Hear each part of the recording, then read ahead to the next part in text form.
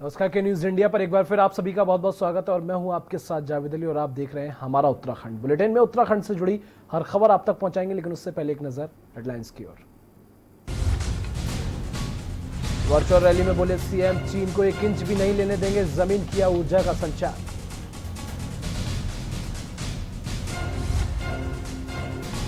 Petrol diesel के दामों में वृद्धि के खिलाफ कांग्रेस का केंद्र सरकार पर हमला, 25 को करेंगे प्रदर्शन। कोरोना संक्रमितों की जारी हुई दूसरी लिस्ट, राज्य में अब तक 133 नए मरीजों की पुष्टि, ऊधम सिंह नगर में मिले 26 सबसे ज्यादा मरीज। केदारनाथ हाईवे पर फिर हुआ बाधित, बांसवाड़ा में सड़क पर गिरे पत्थर, राजमार्ग में फंसे सैकड़ों वाहन। नैनीताल में फरार कैदी को पुलिस ने किया गिरफ्तार, मारपीट और ऑनलाइन धोखाधड़ी का था मामला दर्ज, पेशी के दौरान हुआ था कैदी फरार। और उत्तराखंड में मानसून ने दी अपनी दस्तक, गांव को दिए गए सैटेलाइट जीपीएस सिस्टम के फोन्स, मददगार साबित होंगे जीपीएस सिस्टम के फोन। आप देख रहे हैं के न्यूज, खबरों का सारथी। और खबरों का विस्तार से शुरुआत करेंगे। केदार घाटी की जनता के लिए बांसवाड़ा केदारनाथ हाईवे में नासूर बन गया है। आपको बता दें, बारिश होने पर राजमार्ग घंटों के लिए बंद हो रहा है, जिस कारण लोगों को आवाजाही में खासी परेशानियां उठानी पड़ रही है। सुबह के समय आरजीबी की परेशानी की मदद से राजमार्ग को खोला गया, लेकिन कुछ देर बाद भारी भरकम मलबा और पत्थर आने से राजमार्ग फिर से बंद हो गया। इसे खोलने की मशक्कत की जा रही है। राजमार्ग के बंद होने से दोनों ओर सैकड़ों की संख्या में वाहन फंसे हुए हैं। दरअसल केदार घाटी की लाइफलाइन रुद्रप्रयाग गौरीकुंड हाईवे पर ऑल वेदर निर्माण से कई डेंजर जोन उभर आए हैं।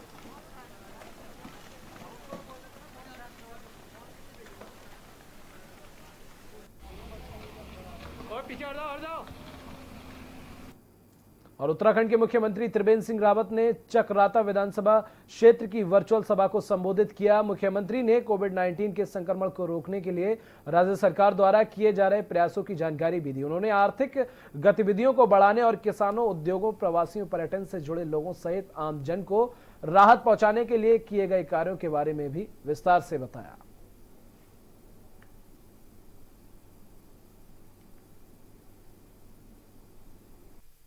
पेशेंट तक पहुंचे, उसके लिए भी हमने व्यवस्था की है। 3 मेडिकल कॉलेज इस बीच में हमने, एक ऊधम सिंह नगर, एक हरिद्वार और एक पिथौरागढ़, ये 3 मेडिकल कॉलेज इन 4 महीनों में हमने स्वीकृत कराए और लगभग 400 से अधिक डॉक्टर। आप ये देखिए कि 2017 में सरकार बनी थी तो 1084 डॉक्टर हमारे पास थे, आज लगभग 2500 डॉक्टर हमारे पास हैं। और इस कारण आज जब हम देखते हैं तो हमारी जो रिकवरी रेट है, जो हमारे पेशेंट के जो ठीक हुए हैं, वो 62% है। और अब बात मानसून को लेकर कर लेते हैं। जी हां, देश के कई राज्यों में मानसून ने अपनी दस्तक दे दी है। भारी बारिश के साथ लोगों को काफी परेशानियों का सामना करना पड़ रहा है। ऐसे में बात अगर उत्तराखंड की करें तो उत्तराखंड में मानसून अपनी दस्तक दे चुका है। ऐसे में आपदा के लिहाज से संवेदनशील उन गांव में जहां सामान्य फोन्स की कनेक्टिविटी नहीं रहती है, वहां पर एसडीआरएफ सैटेलाइट जीपीएस सिस्टम के फोन्स दे रही है, जिससे मानसून में होने वाली घटनाओं की जानकारी ग्रामीण प्रशासन को दे सके। इस रिपोर्ट में देखिए।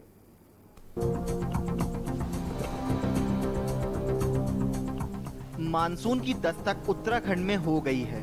मानसून सीजन में भारी बारिश से यहाँ भूस्खलन व आपदा संबंधित कई घटनाएं होती हैं। ऐसे में राज्य के कई इलाके ऐसे हैं जहां पर सामान्य फोन्स की कनेक्टिविटी नहीं है, लिहाजा सैटेलाइट फोन्स ग्रामीणों के लिए काफी मददगार साबित होंगे। बता दें, पहले चरण में एसडीआरएफ ने उत्तराखंड के 3 जिलों को चुना है, जिसमें उत्तरकाशी, चमोली और पिथौरागढ़ है, जहां पर सैटेलाइट फोन्स ग्रामीणों को दिए जा रहे हैं। पिथौरागढ़ जनपद में फोन्स दे दिए गए हैं, अभी 2 और जनपद में इनको दिया जाना है। एसडीआरएफ सेना नायक तृप्ति भट्ट ने बताया कि उत्तराखंड के ऐसे क्षेत्र जहां पर सामान्य मोबाइल काम नहीं करते हैं, पहले चरण में 3 जिलों में वितरण की प्रक्रिया शुरू हो गई है। जो दूरस्थ क्षेत्र हैं, दुर्गम पहाड़ी क्षेत्र हैं उत्तराखंड राज्य के, जहां पर सामान्य मोबाइल कनेक्टिविटी नहीं है, ऐसे में GSPS सिस्टम से हमने जो सैटेलाइट फोन्स का डिस्ट्रीब्यूशन की एक ड्राइव की थी, जिसमें पिथौरागढ़, चमोली और उत्तरकाशी 3 जिलों को पहले चरण में चिन्हीकृत किया गया था और इसमें जो वितरण की प्रक्रिया है वो शुरू हो चुकी है। पहले स्टेज में जो जनपद पिथौरागढ़ है उसमें डिस्ट्रीब्यूशन किया जा चुका है और अब चमोली और उत्तरकाशी को टेकअप किया जाएगा। उत्तराखंड के कई जिले आपदा के लिहाज से बेहद संवेदनशील हैं और दूरस्थ क्षेत्रों में भी हैं, जहां कनेक्टिविटी भी नहीं होती है। ऐसे में किसी भी तरह की घटना होने पर ये फोन्स ग्रामीणों के लिए मददगार साबित होंगे। साथ ही सूचना मिलने पर प्रशासन और SDRF के जवान भी समय रहते घटनास्थल पर पहुंच सकेंगे। देहरादून से के न्यूज के लिए राजेश वर्मा की रिपोर्ट। तो उत्तराखंड में मानसून ने दस्तक सुबह से ही राजधानी सहित कई जिलों में दे दी है। झमाझम बारिश के चलते दून जिलाधिकारी आशीष श्रीवास्तव ने टेहरी डैम से लेकर ऋषिकेश तक बाढ़ और लैंडस्लाइड से निपटने के आदेश दिए हैं। वहीं मानसून के चलते डेंगू भी एक बड़ी चुनौती बना हुआ है, जिसको देखते हुए शनिवार और रविवार को रुके हुए पानी के जांच और डेंगू से बचने के उपाय लोगों को बताए जाएंगे।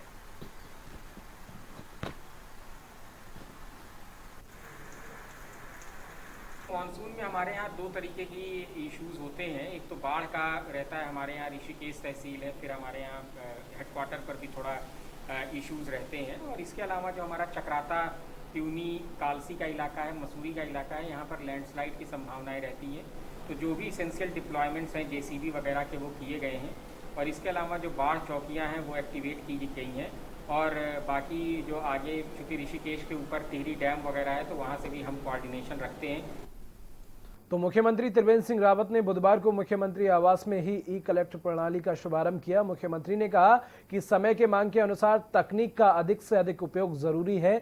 ई-कलेक्टेड प्रणाली से लोगों को सुविधा तो होगी, साथ ही समय की बचत भी होगी और अनावश्यक कार्यालयों की भागदौड़ भी नहीं करनी पड़ेगी। इस अवसर पर मुख्यमंत्री के IT सलाहकार रविंद्र दत्त, कमिश्नर गढ़वाल रविनाथ रमन, जिलाधिकारी डॉक्टर आशीष कुमार श्रीवास्तव, निदेशक ITDA अमित सिन्हा और CEO smart city Ranveer Singh Chauhan और ADM वित्त एवं राजस्व वीर सिंह बुधियाल और ADM प्रशासन अरविंद पांडे आदि उपस्थित रहे।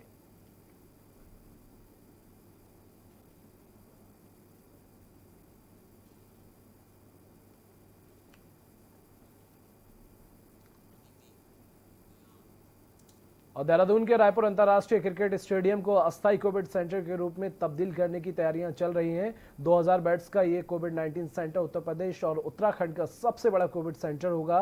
उत्तराखंड में कोरोना केस लगातार बढ़ रहे हैं। देहरादून में अब तक कुल 600 के लगभग केस सामने आ चुके हैं। बढ़ते मामलों को देखते हुए देहरादून के अंतर्राष्ट्रीय क्रिकेट स्टेडियम को अस्थायी कोविड सेंटर के रूप में तब्दील कर दिया गया है।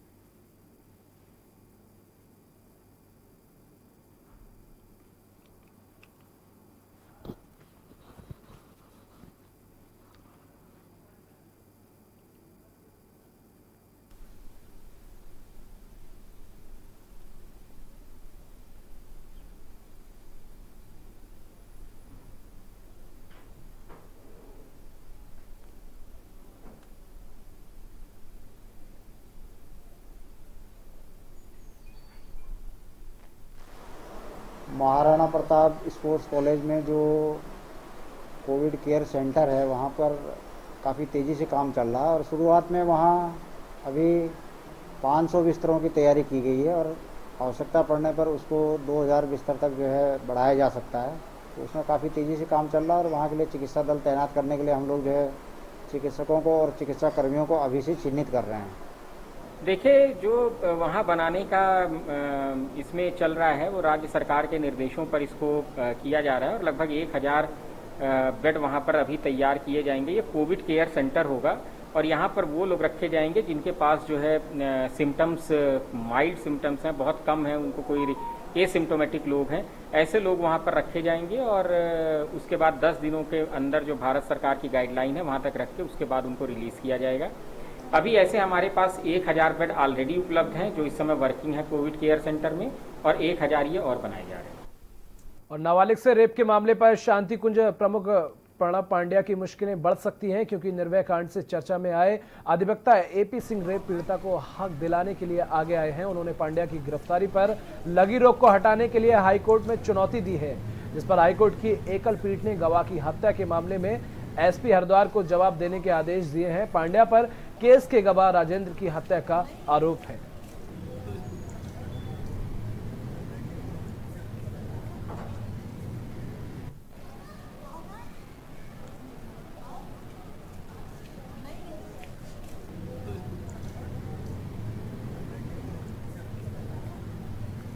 इस जून को उत्तरांचल हाईकोर्ट नैनीताल ने डॉक्टर प्रणब पांड्या, जो मिशन गायत्री परिवार के अपने को स्वघोषित मुखिया कहते हैं, उनके ऊपर जो रेप किया था उन्होंने, उस केस की आज सुनवाई थी।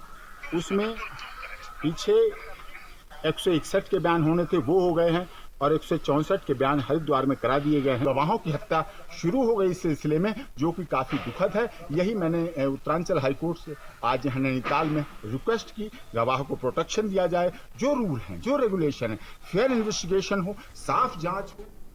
और उधर बागेश्वर में कोरोना वायरस को फैलने से रोकने और आम जनमानस को संक्रमण से बचाव और उपाय के बारे में डीएम रंजना राजगुरु के निर्देश पर जागरूक किया जा रहा है। बता दें कि जनपद स्तर पर गठित प्रचार प्रसार टीमों द्वारा जनपद के विभिन्न क्षेत्रों में जाकर वहां के स्थानीय लोगों को कोरोना संक्रमण से बचाव एवं रोकथाम के संबंध में विस्तार पूर्वक जानकारी दी जा रही है, जिसमें 2 गज की दूरी बहुत जरूरी के नाम पर ये लगातार लोगों को बताया जा रहा है। और इसके साथ साथ हाथ धोने जैसे महत्वपूर्ण पहलुओं के बारे में भी एवं आरोग्य सेतु ऐप के बारे में भी स्थानीय लोगों को हिदायत दी जा रही है। प्रचार प्रसार टीमों द्वारा डुंगरी, सिमटोला और दोफाड़, सुंदिल, जुनायल और उडियार, रीमा, सुनेती आपको बता दें तथा पपोली आदि क्षेत्रों का भ्रमण कर लोगों को कोरोना संक्रमण के बचाव एवं रोकथाम के संबंध में जागरूक किया गया।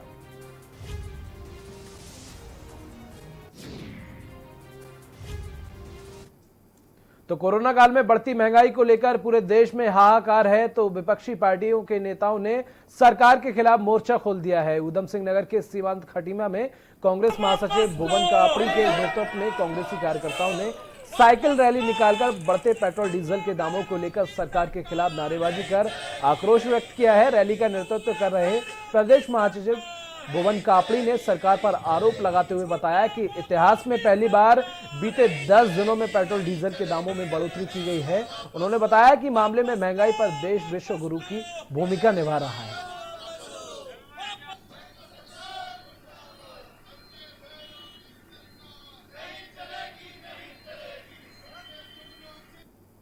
और काशीपुर क्षेत्र में खनन माफियाओं की दबंगई लगातार जारी है। बता दें, अवैध खनन की रोकथाम के लिए ड्यूटी पर तैनात वन दरोगा पर खनन माफियाओं ने हमला बोल दिया। हमले में वन दरोगा ने बमुश्किल अपनी जान बचाई। इस मामले में पुलिस ने वन दरोगा की तहरीर के आधार पर आरोपियों के खिलाफ मुकदमा दर्ज कर गिरफ्तारी के प्रयास शुरू कर दिए हैं। आपको बता दें, काशीपुर सीओ मनोज ठाकुर ने बताया कि तहरीर के आधार पर 6 नामजद और 6 अज्ञात लोगों के खिलाफ मुकदमा दर्ज कर लिया गया है और जल्द ही आरोपियों की गिरफ्तारी की जाएगी।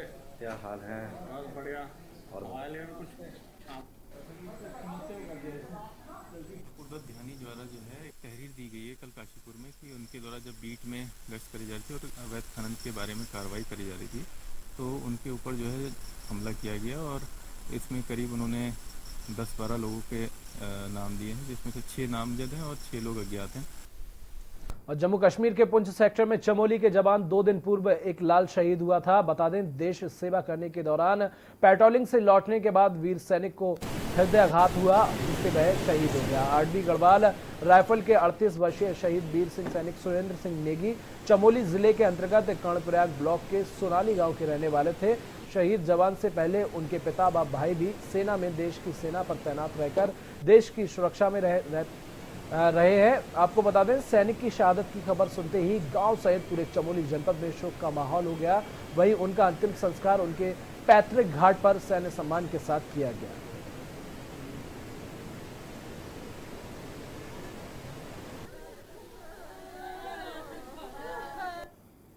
उधर स्वास्थ्य विभाग ने कोरोना संक्रमित मरीजों की आज दूसरी रिपोर्ट की जारी कर दी है, जहां राज्य में अब तक 133 नए मरीजों में कोरोना पॉजिटिव होने की पुष्टि हुई है। वहीं राज्य में कोरोना संक्रमित मरीजों की संख्या 2535 पहुंच चुकी है। बता दें, उधम सिंह नगर में 26 26 सबसे ज्यादा मरीज मिले हैं। देहरादून में 25, पौड़ी में 20 और टेहरी में 15, अल्मोड़ा में 14, हरिद्वार में 9 मिले हैं। इसके अलावा प्रदेश में अभी तक 1602 कोरोना पॉजिटिव मरीज ठीक हो चुके हैं और कुल 859 केस एक्टिव हैं।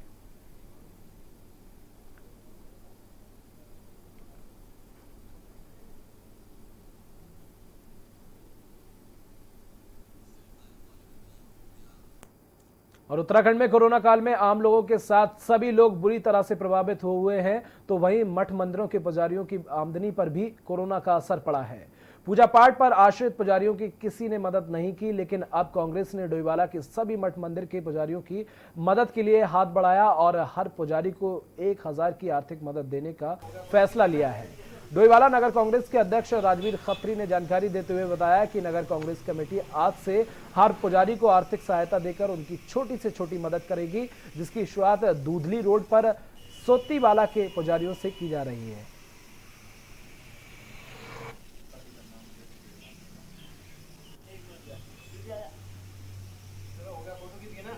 देखिए, आप जानते हैं कोरोना काल में सब कोई प्रभावित थे, तो सबके लिए सरकार ने कुछ ना कुछ किया है। हमारे जो धार्मिक स्थल के पुजारी थे वो कहीं ना कहीं इस चीज़ से अछूते रहे हैं, तो हमारे कांग्रेस परिवार ने सोचा कि क्यों ना अपने धार्मिक स्थलों के जो पुजारी हैं उनके लिए कुछ ना कुछ मदद की जाए। उसमें परिप्रेक्ष्य में मैंने सबसे बात करी। हमारे चेयरमैन प्रतिनिधि सागर भाई भी थे और हमारे सारे जितने भी पार्षद हैं सबने मिलकर एक मदद की। और यहाँ छोटे से ब्रेक के लिए रुकेंगे, बहुत जल्द हाजिर होंगे।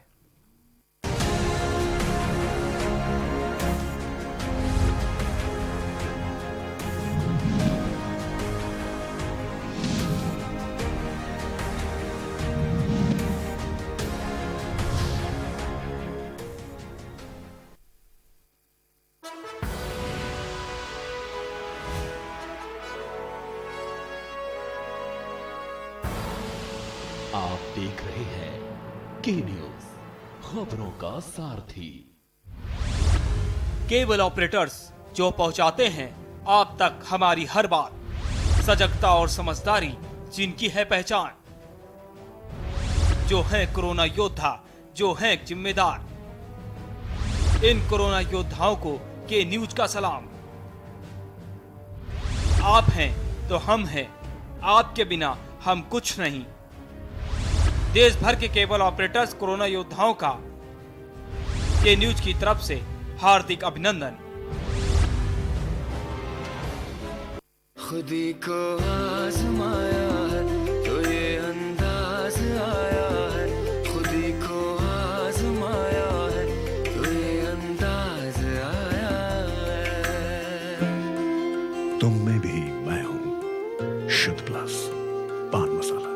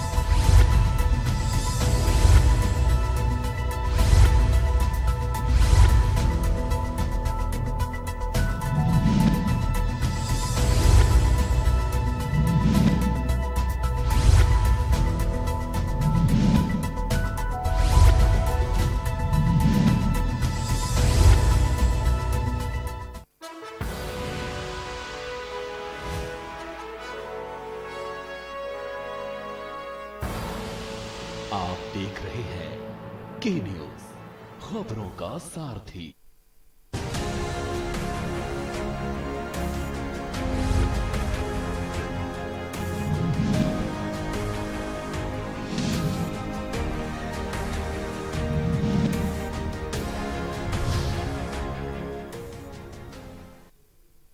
और ब्रेक के बाद एक बार फिर आप सभी का स्वागत है। वर्तमान में युवाओं में बढ़ रही नशे की लत को रोकने के लिए उत्तराखंड पुलिस द्वारा 22 जून से 28 जून 2020 तक ड्रग जागरूकता सप्ताह मनाया जा रहा है।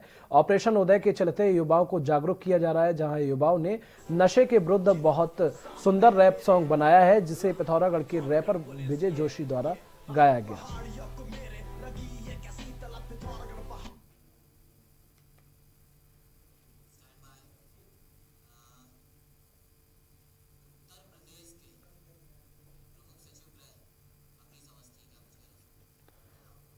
और उत्तर प्रदेश के प्रमुख सचिव गृह अवनीश कुमार अवस्थी क्या कुछ कह रहे हैं, सीधा रुख कर लेते हैं।